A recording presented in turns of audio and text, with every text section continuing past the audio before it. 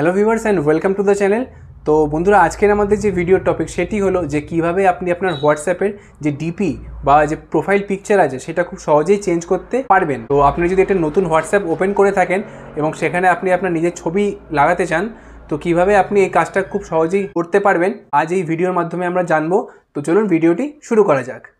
তো বন্ধুরা, সবার প্রথমে আমি আমার হোয়াটসঅ্যাপটিকে ওপেন করব। তো এরপর আমরা এখানে একটা 3 ডটের অপশন দেখতে পাচ্ছি, এর ওপর আমাদেরকে সিম্পলি ক্লিক করতে হবে।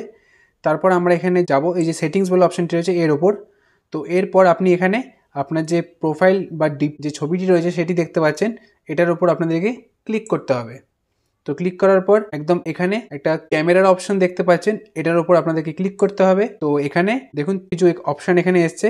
তো প্রথম যে অপশনটি হচ্ছে সেটি হচ্ছে কি ক্যামেরা। এটি ওপেন করে, ক্যামেরাটি ওপেন করে আপনি ডাইরেক্ট একটা ছবি কিন্তু এখান থেকে ক্যাপচার করতে পারবেন। আর যদি আপনার কাছে আগে থেকে একটা কোনো ছবি থেকে থাকে, তো আপনি আপনার যে গ্যালারিটা আছে সেটাকে ওপেন করতে হবে। গ্যালারিটা ওপেন করার পর আপনি যে ছবিটি আপনার হোয়াটসঅ্যাপের প্রোফাইল পিকচারে সেট করতে চান সেটাকে সবার প্রথমে আপনাকে সিলেক্ট করে নিতে হবে। তো সিলেক্ট করার পর আপনি এখানে দেখতে পাচ্ছেন একটা ডান বলে অপশন রয়েছে। তো এই ডান বলে যে অপশনটি, এর ওপর আমাদেরকে ক্লিক করতে হবে। তো এখানে ফ্রেন্ডস দেখতে পাচ্ছেন যে আমাদের যে হোয়াটসঅ্যাপের ডিপিটি আছে সেটি কিন্তু আমাদের এখানে চেঞ্জ হয়ে গেছে। তো বন্ধুরা, যদি ভিডিওটি হেল্পফুল লেগে থাকে তো অবশ্যই চ্যানেলটিকে সাবস্ক্রাইব করবেন আর ভিডিওটিকে লাইক করবেন। তো চলুন দেখা হচ্ছে পরবর্তী একটি ভিডিওতে।